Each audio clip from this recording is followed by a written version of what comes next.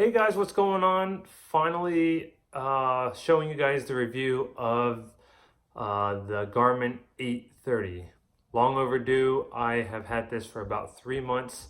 Prior to this, my main bike computer was the Garmin 1000, but I've also used in the past the Garmin 520, the Garmin 820, as well as the Element Bolt by Wahoo. So I've had a wide range of bike computers that I've used in the past, but now I've been using the 830. As you see, this guy is a very similar profile to the 520, 820, but it's bigger. The 1000 was a very large bike computer, but this one fills in the gap on size. It's perfect size. The 820, or I'm sorry, the 830 and the 530 are both the same hardware size. Why I like this, again, over the previous computers that I've used is that the button orientation. I really love, let me start off by, I really love the 1000, but the screen size was large and there was a lag processing with the touchscreen. This touchscreen is much better, and but the button orientation, it's slightly curved here, so you can hit the lap button much easier. The 1000 lap and start-stop buttons were right on top, so that would be ideal.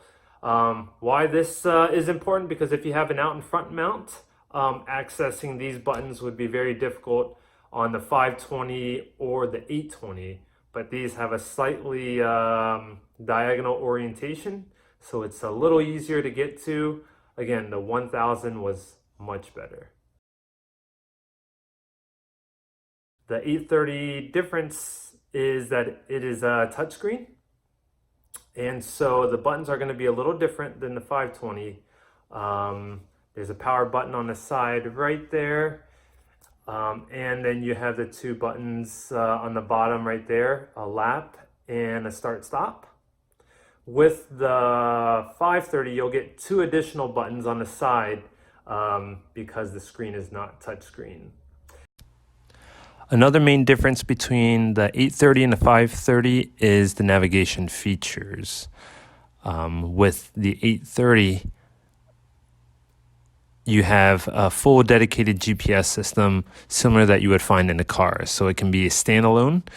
So it has points of interest with different categories, but also it has searchable destinations via address. So just entering the street address, you can get to where you want to be, and then it will route you to that location.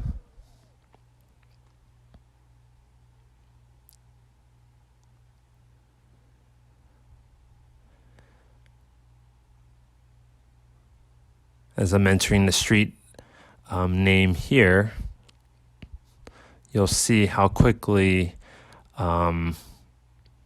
the unit can map the route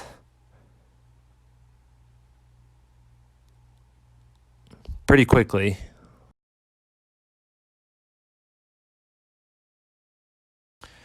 If you've ever been using any Garmin products, the data screen can be completely configured, but the cool thing about the new configuration for the screen setup is you can just tap and swap different data fields if you want it to lay out differently. If you want to actually switch what the data is, just click and then you can jog through all the different metrics that you can set.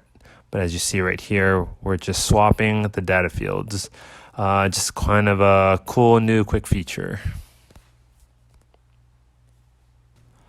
A big upgrade with the 830 and the 530 is the fact that they are both dual Bluetooth and ANT Plus compatible devices. So you can pair a Bluetooth heart rate monitor or cadence sensor, speed sensor That's a nice new feature and upgrade. A new difference that I've found pairing smart trainers, you can't go by searching for the trainer. You actually have to go into the indoor trainer menu and actually search for the devices. Then you can load your workouts and have them preset, pre-programmed, and it'll automatically run through those workouts.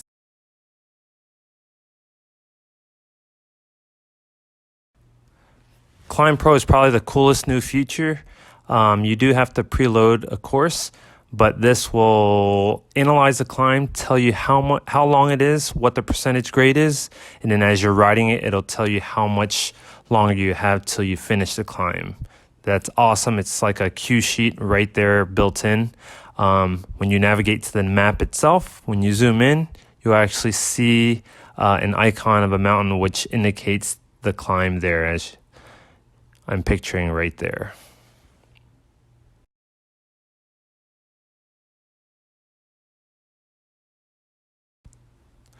The nutrition alerts are pretty cool.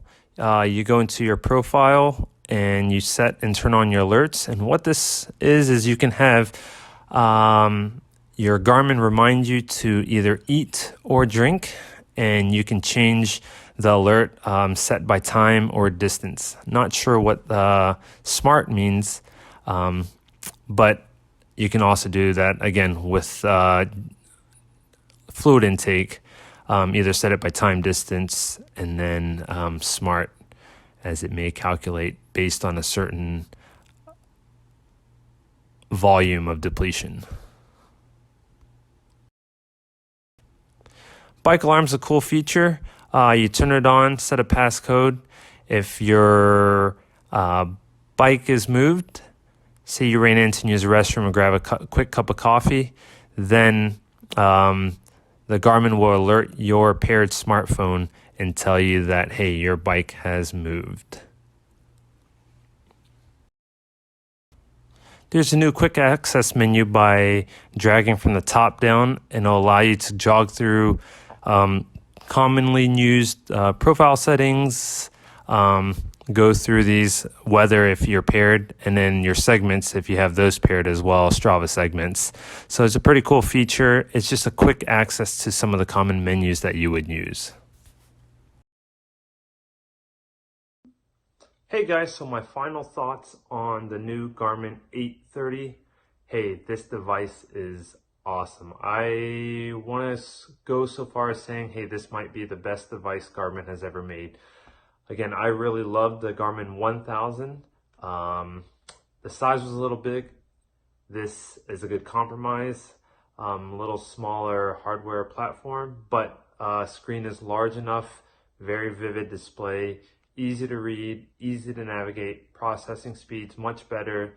The new features, ClimbPro, the quick access menu, new alert system, just some of the features that really stepped up the game with Garmin with having a big competitor with Wahoo Fitness now.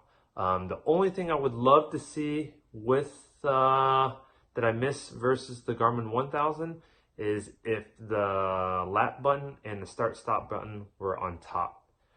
Very much easily accessible, because I do a lot of interval training, and it'd be great to just, after I'm doing hill repeats, easily press the button on top to do a lap interval reset. Other than that, again, I think it's one of the best Garmin bike computers out. If you don't need the touchscreen, then the 530 is a great way to go. Leave comments below. Let me know what you think. Let me know if you have any questions.